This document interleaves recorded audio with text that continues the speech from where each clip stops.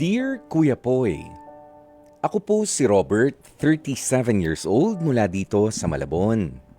May live-in partner ako at future wife na sana. More than 2 years na kaming nagli-live-in. All is well naman. Aside nga lang po, sa napapansin kong isang bagay. Yan ay yung intimacy.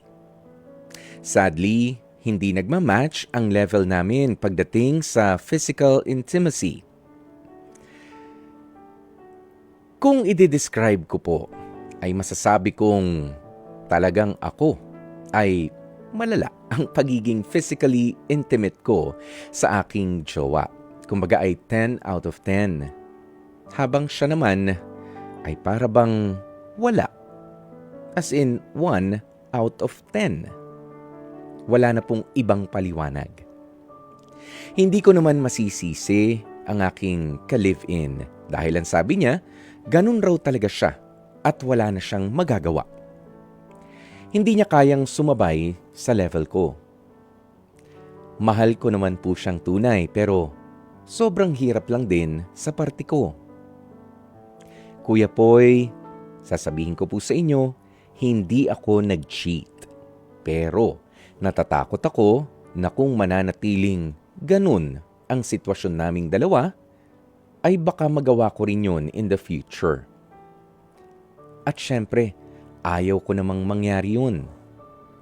Para pong kulang na kulang talaga ang aming lambingan. Actually, yung sakin ay sobra nga. Siya yung parang sabihin na nating tuod na niyayakap mo na nga ay wala namang reaksyon. Pero, nandun. Kaya ang tanong ko, kailangan ko na bang sumuko sa kanya, Kuya Poy, at maghanap na ng iba? Kasi, hindi ko yatang kaya na magtagal sa ganong klase ng makakapareha. Hindi ko na alam ang gagawin ko sa ngayon. Pero mahal ko pa rin po talaga siya. Magbabago pa kaya siya? I'm positively looking forward na mabasa ninyo ang kwentong ipadadala ko sa inyong programa. Marami pong salamat and happy holidays.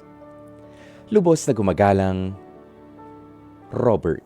Napakinggan nga po natin ang kwentong ibinahagi nitong si Robert ng Malabon tungkol sa kanyang partner na kumbaga ay para bang hindi raw lumelebel sa kanyang paglalambing kapag ka sila ay nandoon sa mga eksena na kailangan o yung tinatawag natin na physically intimate sila sa isa't isa. Unahin ko na pong sabihin sa inyo, sa mga kapatid natin, hindi naman ibig sabihin lamang ng physical intimacy ay yung sex o yung sex. Hindi lang yun. Kasama po sa physical intimacy yung pag-holding hands, yung pag-aakbayan, yung pagmamasahe kaya jowa, yan yung mga ganyan, yung physical touch. 'Di ba? Yan po yung mga physical intimacy, yung mga yakap, 'di ba, na hindi ho siya sex. Okay, ganito yan, Robert, patience is key. Okay? Hindi laging tungkol sa yung sobrang paglalambing yung nagiging problema rito o na nagmumukhang parang pinipigilan itong partner mo. No, hindi ganoon dahil posible na hindi niya rin alam ang dahilan talaga kung bakit hindi siya expressive pagdating sa pagiging physically intimate sa'yo as a partner.